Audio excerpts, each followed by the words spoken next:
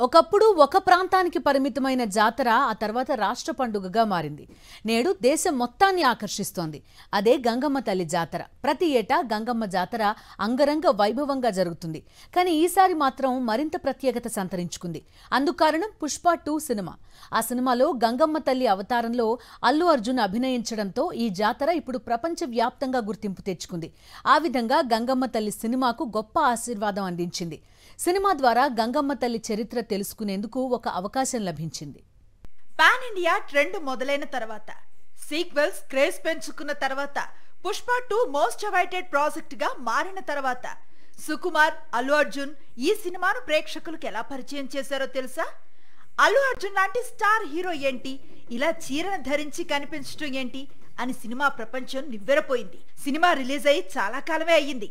పుష్ప 2లో ఎన్నో పాటలున్నాయి. అయినా సరే గంగో రేణుక తల్లి పాట మాత్రం ఇప్పటికీ మార్మోగుతోంది.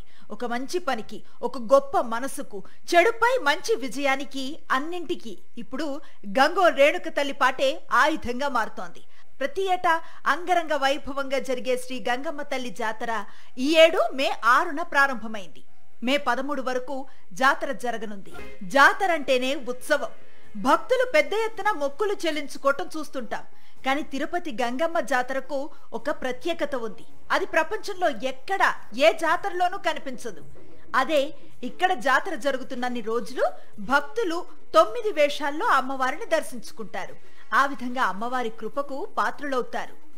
రాయలసీమలోనే అతి పెద్ద జన జాతర తిరుపతి గంగమ్మ జాతరకు 900 ఏళ్ల చరిత్ర ఉంది.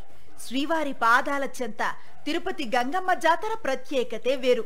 భిన్న సంప్రదాయాలకు, వైవిధ్యాలకు ఏడాదికోసారి అంగరంగ వైభవంగా జరుగుతుంది.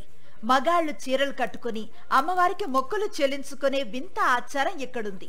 స్థానికుల కథనాన్ని బట్టి ఒకప్పుడు ఇక్కడ పాలెగాళ్ల అరాచకం సాగుతున్న సమయంలో ప్రజలు గంగమ్మ తల్లిని శరణు కోరగా గంగమ్మ తల్లి మారు రూపంలో మారి పాలెగాడిని అంతమొందించిందని, నాటి నుంచి భక్తులు వివిధ వేషాలు కట్టి అమ్మవారిని దర్శించుకోవటం ఆనవాయితీ అని తెలుస్తోంది. శ్రీ వెంకటేశ్వర స్వామి వారికి తోబుట్టువుగా భావించే తిరుపతి గంగమ్మను పిలిస్తే పలికే దైవంగా, తమ పాలటి కొంగు బంగారమై కోరిన కోర్కెలు తీర్చే కల్పవల్లిగా భావించి జాతరను నిర్వహిస్తారు.